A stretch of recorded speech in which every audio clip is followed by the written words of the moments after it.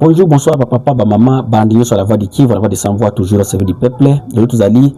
mokolo ya lundi le 20 avril 2026. To epoto pesa bino basangozo koleka na kati ya mboka na biso. Na banzi ki ebele bozo kolanda na ndenge situation sécuritaire ezoko se détériorer encore na kati espace na kati espace ya Kivu, donc dans le nord et sud Kivu, entre le gouvernement de la République démocratique du Congo et les rebelles de l'AFC M23. Alors après avoir gouvernement de la République qui kokuta na ba rebelle AFC M23 na kati ya mboka ya montré kuna na kati ya Suisse le 13 au 17 avril 2027 pour na kosala dialogue na bango obande kosala kuna sous l'égide du Qatar et des États-Unis et l'Union africaine dont le Togo et la MONUSCO.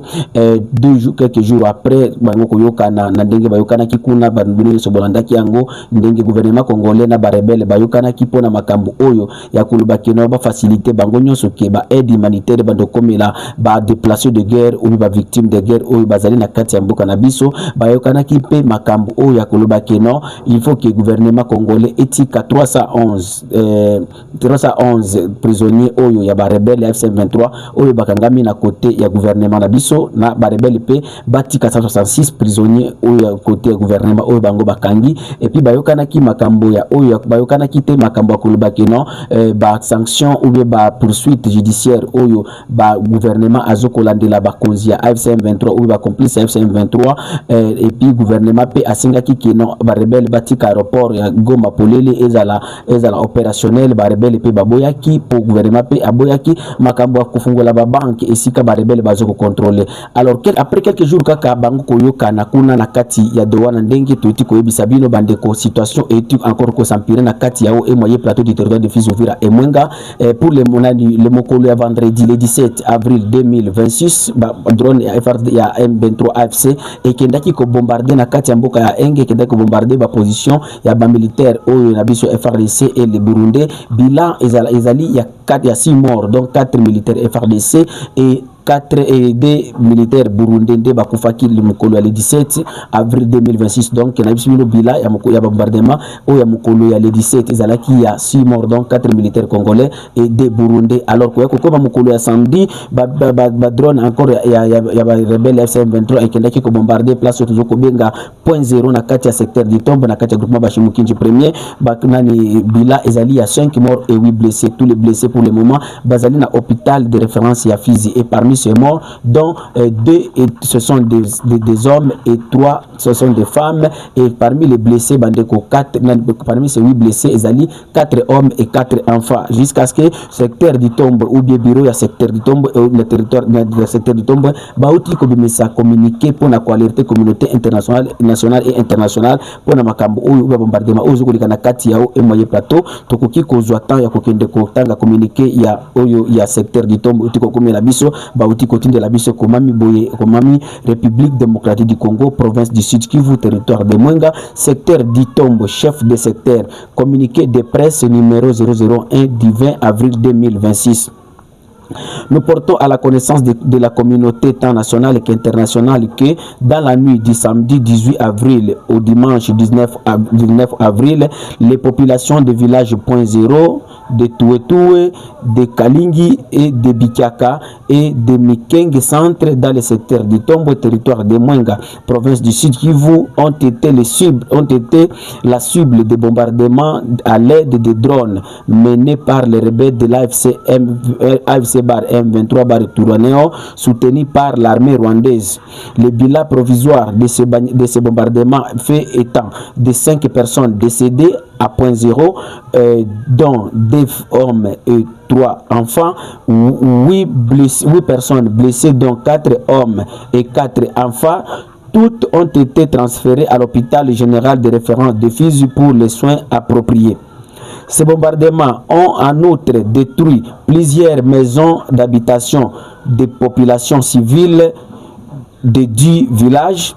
tout en présentant nos condoléances aux familles des victimes et des actes inhumains et notre compassion aux blessés. Nous faisons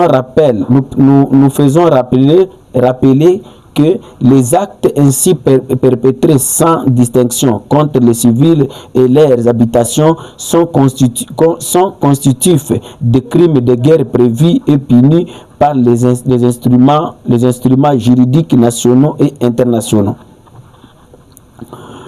Nous appelons enfin à la population de notre juridiction à rester mobilisée derrière les forces armées de la République démocratique du Congo et le président de la République qui ne cesse de travailler nuit et jour pour que la paix et la sécurité reviennent sur toute l'étendue de la République. Chef de secteur Lubunga papi bon parce yango batiango nani caché comme deuxième nani poste non ayi comme na ezali difficile donc wana ezali communiquer oyo nani bureau ya secteur du tombe et oti ko bimisa pona ko alerter sur les bombardements oyo salamaki na kati ya mboka ya na kati ya o et moyen plateau du territoire de Fizi Uvira et donc précisément dans le secteur du tombe. Alors après bombardement au salamaki mukula samedi lobby dimanche encore le 19 avril 2026 bombardement Moussou Salama qui sur des positions des FARDC dont le 12e bataillon et le 13e bataillon président Nakati ya Bamboka ou Tuzoko Benga Nakati ya o et moyen plateau du territoire de Fizi Uvira et Mwenga toujours bombardement et Salama qui bande selon le bilan ou Tuzanango Nandenge ba rebelle FC23 bombarda qui Bamboka et Belé oyo ezali contrôlé ezali sous contrôle ya ba militaire na biso donc toujours Nakati ya point 0 à Kiamba Bichumbe et Mienge bila tuzanango ezali ya 17 morts na kati ya ba militaire ou ya 12e bataillon des FARDC et autres 15 morts na kati ya 13e bataillon donc au total c'est 32 morts selon le bilan provisoire au tuzanango ya bombardement ou esalamaki et puis commandant d'opération au bazo kobenga commandant ops Jean Chimanga azalaki vraiment azalaki cible parmi oyo bazaki ciblé mais Dieu merci parce qu'il n'est pas mort il est là et jusqu'à présent le commandant John Chimanga a outi ko décider ko déplacer nanu état-major commandement ya FARDC na kati ya o moyen plateau ko bimbisa na kati ya o plateau ko ya kozongisa ngona nanu na kati ya mboka ya Mukela na kati ya secteur de Mutambala toujours dans le territoire de Fizi pour des raisons de sécurité. Et ce matin même du lundi le 20 avril 2026 ba drone encore mususu ya rebelle FCM23 et monana ki lelo na kati ya mboka Minembwe Mienge et point 0 et banda toujours ko circuler donc une chose qui ne rassure plus et puis ezoko la kisaki non ennemi a commis ko ennemi oyo ya rebelle FCM23 a commis ko contrôler espace aérien encore comme na ndenge et contrairement na oyo na oyo gouvernement congolais et bisaki population que l'ennemi n'aura plus la chance de contrôler l'espace aérien de la République démocratique du Congo. Bandeko lwadani mususu euti ko signaler que non ba rebelle pe bango pe bauti ko sala déclaration na bango na ko accuser pe ba de gouvernement na biso que dimanche lobby ba de gouvernement et la saki ba bombardement ou ba attaque na kati ya mboka ya Masisi. Alors gouvernement congolais ba sukela ki wana te gouvernement congolais lobby le 17 avril 2026 ba sala ki pe communiquer na bango oyo ya ko accuser que non ba rebelle ba ti bazo ko sala ba attaque nani en violation ya makambo oyo bayokana ki sur le cessez-le-feu na kati ya mboka ya Suisse tokende totanga pe de communiquer ya gouvernement na biso ou ya FARDC lobby République démocratique du Congo forces armées état-major général les porte-parole communiqué de presse numéro 8 les forces armées de la République démocratique du Congo portent à la connaissance de l'opinion tant nationale qu'internationale qu'au lendemain de la 9e session de pourparlers entre le gouvernement de la République démocratique du Congo et les rebelles et l'AFC bar M23 du Montreux entre parenthèses suisse, l'armée rwandaise, une nouvelle fois en violation de ses engagements, vient de semer la mort et la désolation dans les hauts plateaux de Minembwe dans la province du Sud Kivu. En effet, dans la soirée du samedi 18 avril 2026, les drones de la coalition RDF AFC bar M23 ont pilonné non seulement les positions des forces armées de la République démocratique du Congo à Mikenge et à Kakenge, mais également dans des zones habitées de populations civiles au point 0. À l'ère locale, Le bilan provisoire fait état de 4 civils tués et autres blessés, en majorité des femmes et des enfants, tout en condamnant avec la plus grande fermeté cette nouvelle attitude belliqueuse de l'armée rwandaise et de ses supplétifs des forces armées de la République. Les forces armées de la République démocratique du Congo présentent leurs condoléances les plus attristées aux familles endeuillées et expriment leur compassion aux blessés. Les forces armées de la République démocratique du Congo se réservent le droit de mettre en œuvre toutes mesures appropriées et de conduire les ripostes nécessaires conformément à leur mission régalière en vue de garantir la protection des populations civiles. Fait à Kinshasa le 19 avril 2026, Mongba Azukai Mike, lieutenant-colonel, le porte-parole AIDZ FARDC, aux alliés communiqués au militaire FARDC, Bauti Kosala po na ko dénoncer ba bombardement au rebelle FC23 bazo sala na kati ya province de Sud Kivu. Alors bandeko nangai totika toujours na kati ya province du Sud Kivu bandeko lelo oyo le 26 avril 2026 ezali 6 ans après l'inondation meurtrière oyo salamaki na kati ya mboka Uvira oyo salamaki ki osalaki ki na 2020 mboka Uvira ebungisa plus de 400 personnes. Alors, le maire de la ville d'intérim, Kifara Kapenda Kiki, a annoncé la cérémonie pour la commémoration de 6 ans pour la commémoration de ce lundi du 20 avril 2026. Restons toujours dans la ville d'Ouvira, mes très chers frères, mes chers compatriotes.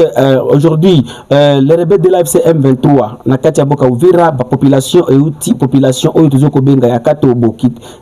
Kitabo et Mugaja ba outil ko alerter pour la présence ya ba rebelle AFC M23 na kati ya village oyo tozoko benga Kitija zali na kati ya groupement de Runingu, na kati ya chefferie de Bafuliru, na kati ya territoire d'Ouvira dans la province du Sud Kivu. Population ya Katobo Kitabo et Mugaja ba outil ko lancer message na bango et pai ya ba autorité provinciale et nationale pour na kosenga que non gouvernement est à la commun ko kiko kende ko déloger ba rebelle FC M23 place wana. Ici on devait signaler que village oyo ya Kitija ezali village oyo ba tobele ya bamboka oyo wa cité oyo ya Katobo Kitabo et Mugaja ba kenda ka kosala bilanga na bango. Alors na kati ya village wana depuis samedi et outi kozala réoccupé ezali ko kozala occupé par les rebelles de l'AFC M23. Donc ba rebelle bazo ko resserrer toujours ville ya Uvira, donc bazo ko avancer na kati ya ville ya Uvira. Alors ba population basengi que no gouvernement est à la comment okende ko déloger bango kuna parce que ba bilanga na bango ya ba manyoko ezali kuna et soki batiki kaka keno ba rebelle batika la kaka na kati ya mboka wana ya Kitija et kuzala net ko exposer bango population na kati ya nzala parce que baza na place mususu te ba kokende ko zwa biloko ya kolia na ba moment oyo, tandis que biloko na village wana ya Kitija nde bilanga na bango ebele ezali. Bande koto bimi na kati ya province ya Sud Kivu, bande koto ke na kati ya province ya Ituri. Pour le moment ça fait de société civile uti ko bimisa rapport moko ya koloba keno na mois oyo kaka ya avril, na mois oyo kaka na année oyo kaka 2026 de janvier jusqu'au mois d'avril, province ya Ituri uti déjà kubungisa plus de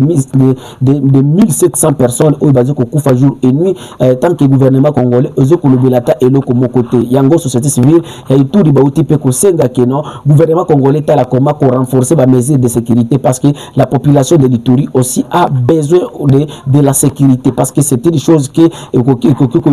kanate na kati ya mato ya bato ba rebelle AFC M23 banda kokota na kati ya mboka Ituri komanda kubuma bato na ndenge bango balingi butu moi bazo ko sala makambo bazo ko linga. Alors population ou société civile ya Ituri ba uti ko lancer appel wana ko senga que gouvernement na biso eta la ndenge nini et ko kiko sécuriser bango parce que eux aussi ils ont le droit à la sécurité, ils sont au même pied d'égalité comme tous les Congolais. Yango wana bande konanga ituti koloba merci mingi et pas ya bonyo batu nyoso bazo kolanda la voix du Kivu, la voix des sans voix toujours servir du peuple. Tokutana encore na kati ya mission na biso mususu zo ya situation sécurité na biso bino keno eza bien té pour le moment na kati ya mboka na biso et puis de toute la ville d'Ouvira est en alerte pour le moment. Même les services de sécurité bazali en alerte parce que il y a des informations zo koloba keno dans ces 2 jours ici peut-être il y a des assauts oyo ba rebelle bazo ko préparer ko lancer contre la ville ville d'Uvira. Donc toujours causer la mokolo les 10 mokolo ya nani après 10 jours. Donc après 10 jours cause la lundi parce que c'est les informations que nous avons, ils allaient que non gouvernement congolais ce qui atiki ba rebelle oyo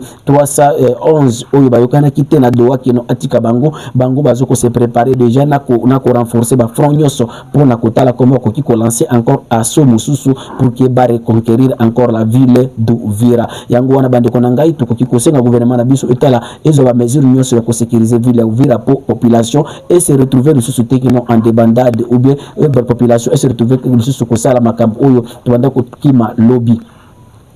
Pour la conduite aussi, ça va être une polémique moko zoko bimana kati ya mboka Uvira sur bateni oyo obiba salopette oyo honorable Justin Bitakwira ayaki ko kabola epai ya bazalendo awa na kati ya mboka Uvira yango tolingaka kolobela ngo te mais ezali eloko moko vraiment batubele bazoko kamwa komona que non kopesa bazalendo donc eza bien et puis kolakisa que non vous êtes aux côtés de wazalendo mais il faut que choisir que muzalendo azali nani. Pour le moment nous ne pouvons pas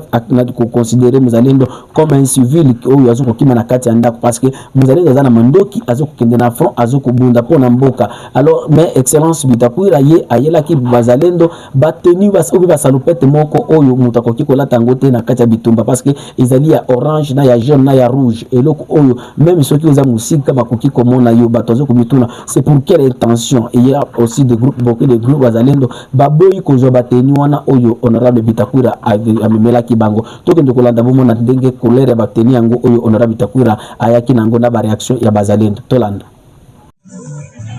Hii vazi ambayo ninayoivaa mimi kama vile mzalendo sijui kama inafanana kiserikali.